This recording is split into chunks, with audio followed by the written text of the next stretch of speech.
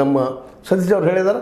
ಅಂಬೇಡ್ಕರ್ ಅವರ ಒಂದು ಡೈರೆಕ್ಟ್ ನೆಲಗಟ್ಟಿನಲ್ಲಿ ಇಲ್ಲಿ ರೈತರು, ಹಿಂದುಳಿದವರು, ಆ ವಿದ್ಯುತ್ ಉಪಯೋಗ ಮಾಡ್ಕೊಳ್ಳೋರು ವಿಚಾರ ಮಾಡಿ ಕತ್ತಿ ಬೇಕಾ, ಜಾರಕಿಹೊಳಿ ಅವ್ರು ಬೇಕಾ, ಜೊಲ್ಲೆ ಬೇಕಾ, ಎ ಬಿ ಪಾಟೀಲ್ ಬೇಕಾ, ಅವ್ರ ಗುಂಪು ಬೇಕಾ, ಅಪ್ಪನಗೌಡರು ಇಲ್ಲಿ ಅಪ್ಪನಗೌಡರ ಹೆಸರನ್ನು ಇಟ್ಟುಕೊಂಡಿದ್ದಾರೆ. ಪ್ರಾಮಾಣಿಕ ವ್ಯಕ್ತಿ ಅಪ್ಪನಗೌಡರು, ಅವ್ರ ಹೆಸರನ್ನು ಇಟ್ಕೊಂಡು ಇವರು ಒಂದು ಬನ ಮಾಡ್ಕೊಂಡಿದ್ದಾರೆ. ಅವರು ಅದಕ್ಕೆ ಮತ್ತೊಂದು ಬನ ಮಾಡ್ಕೋಬೋದಿಲ್ಲ ಅಂತೆಲ್ಲ ಬಸವಗೌಡ ಮತ್ತೆ ಮಾಡ್ಕೋಬೋದು.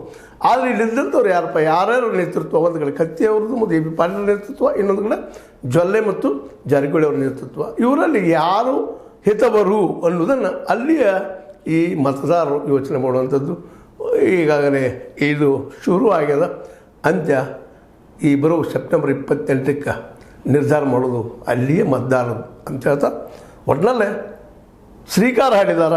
ಓಪನ್ ಆಗಿ ನಾವು ಬರ್ತಾಯಿದ್ವಿ, ಮನೆ ಮನೆಗೆ ಭೇಟಿ ಆಗ್ತಾಯಿದ್ವಿ ಅನ್ನುವಂಥ ಮಾತನ್ನು ಹುಕ್ಕೇರಿ ಏರಿಯಾದಲ್ಲಿ, ಆ ಪ್ರದೇಶದಲ್ಲಿ, ಈ ಸಂಘದ ಏರಿಯಾದಲ್ಲಿ ಬರ್ತಾಯಿದ್ದೀವಿ ಅಂತೇಳಿ ಪ್ರತಿಯೊಂದು ಕಡೆ ನಾವು ಮನೆ ಮನೆಗೆ ಬರ್ತಾಯಿದ್ವಿ.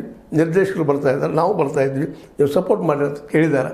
ಒಟ್ಟಾರೆಯಾಗಿ ಚುನಾವಣೆ ರಂಗ್ ರಂಗ್ ರಂಗ್ ರಂಗ್ ಇರ್ತಾಯಿದೆ ಅಂತ ಹೇಳ್ತಾ ಇದರಲ್ಲಿ ಯಾರು ಹಿತವರು ಇನ್ನು ಮತದಾರರಿಗೆ ಬಿಟ್ಟಂಥ ವಿಷಯ ಅಂತ ಹೇಳ್ತಾ ಇದು ನಿಮಗೆ ಲೈಕ್ ಆಗಿರ್ಬೋದು. ಲೈಕ್ ಮಾಡಿ, ಶೇರ್ ಮಾಡಿ, ಕಮೆಂಟ್ ಮಾಡಿ, ಜೊತೆ ಸಬ್ಸ್ಕ್ರೈಬ್ ಮಾಡಿರಿ. ಅದರ ಜೊತೆಗೆ ನೀವು ನಮ್ಮದು ಒಂದು ಬಡ ಸಂಸ್ಥೆ, ಈ ಮಾತನ್ನು ಮತ್ತೊಮ್ಮೆ ಹೇಳ್ತಾ ಇದ್ದೀನಿ.